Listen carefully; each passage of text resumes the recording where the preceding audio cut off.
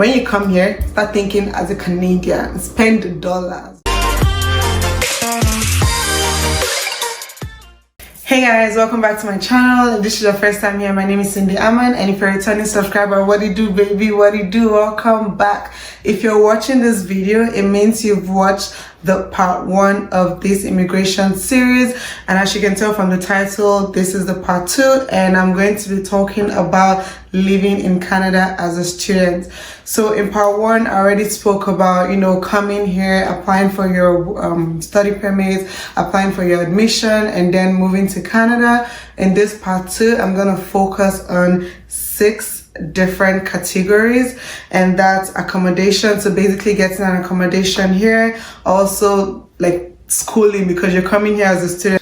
What should you expect from your courses, from your professors? I'm going to talk about that, and then I'm also going to talk about working in Canada. So you want to come here, you want to work while you're in school. I'm also going to talk about that, how you can apply for jobs and what you need to apply for a job. And then the 4th thing I'll talk about will be lifestyle in Canada. Like, what exactly do you do aside from school? What else are you going to keep yourself busy doing aside school and work? And then the 5th thing I'm going to talk about is culture shock. Obviously, you're moving from one part of the world to a completely different part of the world, and yeah, there's definitely going to be some culture shock with you coming here. So I'm going to also address that. And finally, most importantly, well, not most importantly, but like very important, is the weather condition in Canada, what to expect when it comes to weather in Canada. So those are the 6 talking points that I'm going to follow in this video. In the description box, I'm gonna put the timestamp for each section. In case you just want to focus on one particular section, you can just fast forward or rewind back. So before we get to the video, guys, make sure you hit that subscribe button. Make sure you turn on the bell notification so you get notified every time I post a video.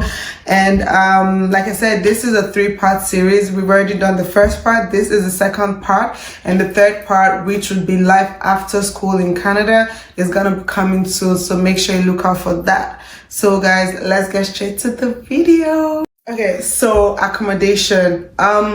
I said this in the previous video that when I got here, before I got here actually, I already got my accommodation. I found it on a website, a housing website that was linked to my school's website. So basically a lot of the universities have affiliate housing partners that they will put their website there. You can go there, find an apartment, you can find roommates. For me, when I went on this website, the website was placesforstudents.com. I believe that's the name. I went there and you can chat with people there. You can see other people that are looking for apartments or other students that are just moving to Canada. So I actually met about 4 girls. I saw their listing. So yeah, I asked them if we could be roommates, and they were okay with it. So we exchanged contacts, and I created like a WhatsApp group for all of us, and we started looking for a place together. So that is one way you can get a place. The truth is, at the end of the day, these people slide me, but that's not the essence of this topic. The main thing is that you can actually get your roommates before you come from your school's housing website, and if you're lucky, the people that you find would actually, see through with you and get a place together when you come. So when that did not work for me personally, when they backed out because they found somewhere else, I started searching by myself, and then I found another rental listing, and I sent a message to the landlord, and she sent me, I asked for pictures and videos, and she sent all of that to me, and then she also sent me the lease as well. So I just kind of went through that. This was all before I got to Canada, by the way. And she said that you would have to pay your rent when you come. Like I said in the previous video, make sure you're not paying any rent to anyone until you get to Canada, just because you don't want to go give your money to a scammer or something. So make sure you're here, you see the place by yourself before you actually make any payments. So for me, I just went through the lease, and I told her, yeah, I like the place, I'm going to take it. I signed the lease, and then when I got here, she actually well, at the time, she seemed like a really nice person, and she offered to even come pick me from the airport. So you might even be lucky, you might find someone like that. So I refused that offer, of course. I took a taxi to the apartment, and then I just gave her my rent, and that was pretty much it for accommodation. I stayed there for about 4 months, but I had to move to a different place because the living situation, like, it was a whole mess in that house. But at least you know now that you can actually get a place before you come. And another website you can check for housing is kijiji.ca. That's another website where they sell, like, it's kind of like Jumia in Nigeria. You can search for items there, anything at all, like both fairly used, both brand new. You can just go on that website and search for things to buy. One of the things you can search for is rental properties. So either a house, you're looking for a house, a condo, you're looking for roommates, there will be people there always posting listings, so you can also find a place there. Another place you can find accommodation before you get here or when you're already in Canada is Facebook Marketplace. I'm not sure if a lot of you are familiar with Facebook Marketplace, but if you have Facebook, there's a section of Facebook that is the Facebook Marketplace, and basically you just go there, same way you can search for anything and literally buy anything from that particular section. So you can also get an apartment there. The current place that I'm staying right now, I found it from Facebook, like my current apartment, I found it from Facebook Marketplace. So it's, you know, you can always get apartments anywhere, basically. So that's pretty much it for our apartment. Just make sure you have pictures, you have videos, especially with the COVID. You can even ask them to, you know, set up a virtual viewing for you where you can, you know, call you on video call and they'll walk you through the apartment. So there's a lot of options for you, to be honest. You don't have to wait to get here before you get a place. That's regarding accommodation. So the next thing that I'm going to be talking about in this part 2 is schooling in Canada. So when you're coming to Canada as a student, you need to prepare yourself, because I feel like that's one thing I did not do. I was more excited about just leaving Nigeria and just coming here because I thought, oh, it's going to be easy. They always say schooling abroad is easier than, you know, schooling in Nigeria, so it can't be that hard. So I didn't really prepare myself like for the school work. I was just ready to come, you know, have fun and all. And it really dealt with me, to be honest. Like, it was a struggle for me personally with my program. Like I said, I studied economics, and it was a struggle for me catching up to what was being taught here. I just felt like the gap between what I was taught back in Nigeria and what I was learning here was quite different. In my program, there were only 2 other Nigerians, one of whom like grew up here in Canada, and the other one, I believe she also went to undergrad here in Canada. So I was the only one that actually had just come from Nigeria. Man, it wasn't easy, to be honest. And I've had this conversation with a lot of other people who studied economy. I don't know if it's just my course, to be honest, because I've had the same conversation with people who did not study economics, and they're like, yeah, it was easy. You just need to find the right people in your class. They're always you can get answers from people, you can do do group assignments together and all that. I just wasn't that lucky. And for other people from like other Nigerians that studied economics that I have actually spoken to, most of them went through the same problems that I did in terms of adjusting to the curriculum. So what I would recommend for that is, once you get here, the first day of class, don't even wait. First of all, don't miss any class. Go for your first day of class. And then just make sure you meet the professor, because a lot of the professors, they are actually really nice. They're willing to help you, and, you know, just make sure you're not struggling or you're not left behind. So they're always willing to kind of help you and give you, guides and other practice questions that you can use to study. So just meet your professor, explain to them that, oh, you know, you finished your undergrad, you're coming for your master's, so you're coming from Nigeria. This is, that you feel there's a gap in what you learned back home and what you're being taught here.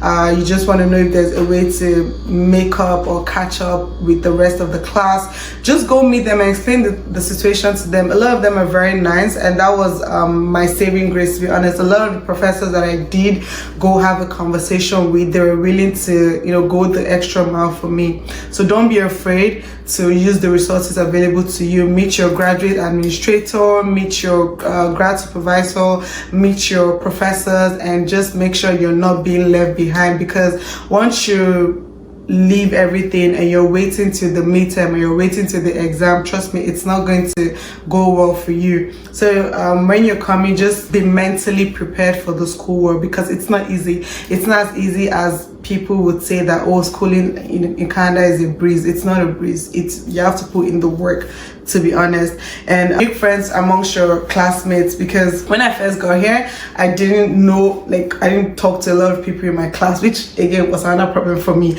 But when I started talking to more people in the class, there were people that when we have assignments, I can send them a message or call them, oh, do you want to work on the assignment together? Even non-Nigerians, because like I said, it was only 2 Nigerians in my program at the time. So even non-Nigerians, you can meet them. Some of them are friendly, not all of them, but some of them are friendly, and you can work on your assignments together, and that would also be very helpful to you. So that's basically it about schooling. Every orientation that is organized for you, please make sure you go. If you're in Canada from the beginning of the semester, any orientation that is organized for you, just make sure you go, because that's an amazing opportunity to meet other Nigerians, to meet other people in your program, and even start making friends before classes resume. And it's also a good way to learn more about Canada, about living in Canada, because there are people there who are going to come talk to you about health insurance, talk to you about working in Canada. They're coming to basically give you all these resources. So make sure you go for every orientation that is organized by your school for you. So that's pretty much it about schooling. Then working in Canada, because I've gotten a lot of people, send me a message that, oh, can I work while I'm in Canada? Will I be able to pay my fees by myself, with my salary from working? The truth is, it's possible for you to make enough money to pay your fees. It's hard, I'm not going to lie to you, because first of all, you're restricted as to the number of hours you can work. According to immigration, international students are only allowed to work a maximum of 20 hours a week. That's if you're working off campus, by the way. If you're working on campus, then you're allowed to work full-time hours. So in the first part, I talked about types of funding and aids for international students, one of which is teaching assistants, where you'll be like a course rep with a professor for a particular course. So for that one, you're allowed to work full-time, the pay is good. So with that, you can make enough money to cover some basic needs. If you're working off campus, you can only work 20 hours. Now, one thing that I want to say is, if you're planning to work in Canada, don't come here and expect that the first job you get is going to be your dream job. You may be lucky and it will happen, but there's like a 1% chance of that actually happening. So for me, when I got here, I started applying to jobs. I asked my friends who were in Canada, like people I knew back from Nigeria who had come here before me. I asked them how I could get jobs, and there's this website, indeed.ca. So if you go there, you can submit applications, you can apply to jobs. And that's where I actually applied for my first job. I got to Canada in August, last week in August, and I got this job in October. So yeah, pretty much a little over a month after I got here, I applied to this job. They called me for an interview. It was at a superstore. It's a grocery store. They sell groceries, they sell clothing, they sell different things. Basically they sell different things anyways. So I got the job there, and I was working as I don't even know the name of the job. I don't know the job title, but basically I was restocking shelves, and I was getting paid minimum wage. Minimum wage in Canada is, I don't know if they've increased it to $15, but in 2018 it was $14. That was the minimum wage. So that was my first job. Then the following month, I had a friend who was an assistant manager at a boutique, and she helped me submit my resume and referred me, and I got a job there. Then I left the superstore and moved to the clothing store. After my friend referred me and I got that one, I worked there for like 2 or 3 months, and then I got another role at another store. It's like a hardware store, and I was only there for 2 weeks before I got my current role, the one that I'm working right now. And yeah, so when I got this role, because it's in a bank, it's more in line with my career, so I left all the other roles and just focused on this one. So basically, this is my 4th job in Canada. So that's what I mean when I say if you come, don't expect your first job to be the perfect job for you. You might be lucky it would happen, but chances are it wouldn't. So you can start from somewhere. Just get any job you're able to get to start. Once you're getting that Canadian experience, it's easy to like kind of leverage that and get a better position, and you just keep going, like keep applying, never stop applying. Even if you have a job, you're there for a week, 2 weeks, keep applying, and then once you're getting that experience, you can use it to get a better job until you're done school. For most people on their study permit, it would be written there that you're allowed to work. You may accept employment on or off campus for a maximum of 20 hours. And in that situation, if that is written on your study permit, it means you do not need to apply for a work permit. So, and you're lucky. But if it doesn't write that on your study permit that you can accept work off campus, then you would have to apply for a work permit, which is a different application, but it's basically still done on the immigration website. If you're in a co-op program, because I actually got someone asked me that the other day, if it's advisable to do a co-op program. So co-op program, basically the one where you do an internship, like either a year of internship or a couple of months of internship as part of your program. It's a good way for you to get a role within your career line. A lot of the people who are opportune to get internships with certain companies end up being retained there after school. So it's a good opportunity. I'm not even going to lie. But for that one, you do need a work permit. So you will have to apply for a work permit.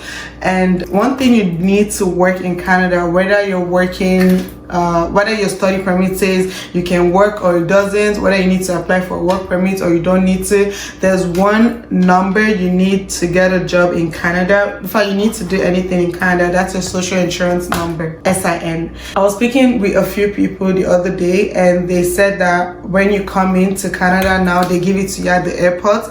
At the time when I came, I wasn't given this number at the airport. I had to go to Service Canada to apply for it. It's something you just go in, you fill out a form, and they give you the number. It's not like you have to come back another day or you have to, wait crazy long to get it. You can get it the same day you go apply for it. But if you're lucky and they give it to you at the airport, perfect. You can just come here and, you already have that document.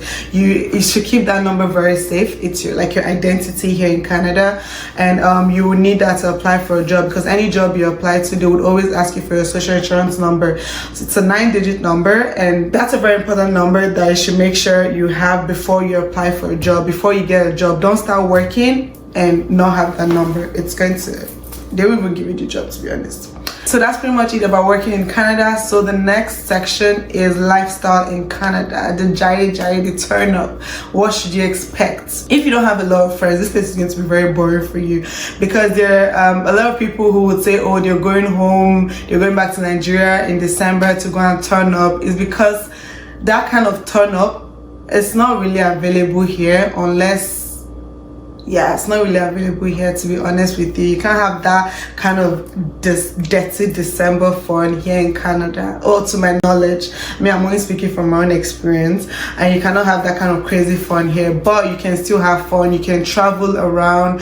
By the way, you're not stuck to the province you're schooling in. So if you get admission in New Brunswick and that's where your school is, during the holidays, or if you're even doing online classes, you can choose to travel anywhere and visit. So there's a lot of places you could go visit. You could travel with your friends, you could travel alone. There's a lot of fun places. People have house parties. In Ottawa, where I was, there weren't that much outdoor activities to be done, because it's a very quiet city, I would say. There's a huge Nigerian community, so they're always having house parties, games nights, all of that. So there's always an opportunity to meet people and have fun as well. And depending on what you like, I'm very sure you'd be able to find that in Canada, that sort of lifestyle that you're looking for. It might not be the crazy fun that you're used to in Nigeria, but it's possible to have fun here. 100%. Culture shock. For me, I would say the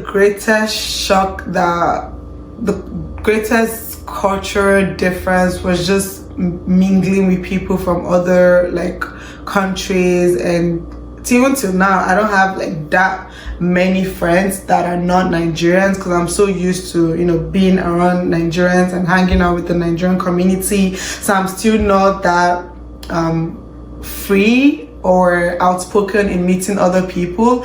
But I think that's the one thing for me. But yeah, one thing again as well that I had to kind of remove from my system when I got here. So when I just landed, if I go shopping, I would always do the conversion in my head. So if something is like $20, I would take my phone and convert it to Naira. And if I say, okay, in Nigeria, this thing is not more than 100 Naira, I will not buy it, just because for some reason, I was still thinking in that Nigerian mentality. Don't do that, because you end up spending your first couple of months not buying anything. When you come here, start thinking as a Canadian, spend dollars. Don't be converting it to Naira, because now you're earning, especially if you start working, you're earning in dollars, so you don't need to, you know, be converting things back to Naira again. So that's one thing that I actually experienced here as well.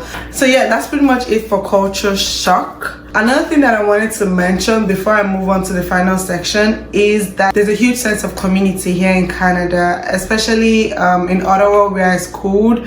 When I got here, I actually searched for churches in Canada, like Nigerian churches in Ottawa, and I found one Redeemed Church, and I went there, and literally was like all Nigerians, and there were a lot of students there, and it was a great opportunity for me to meet other Nigerians, for me to meet other students that were going to my school, ask them how long they've been in Canada. They were able to give me advice on how to, you know, do certain things in Canada, how to navigate life in Canada, basically. So that's a great way to meet people. And once you meet one person, obviously they have their friends because they've been here longer, so they can introduce you to more people, and then you just end up being part of this huge, amazing community, which I advise you to take advantage of, because it's very necessary, especially when you start feeling homesick and you're missing your family, you're missing your friends back home.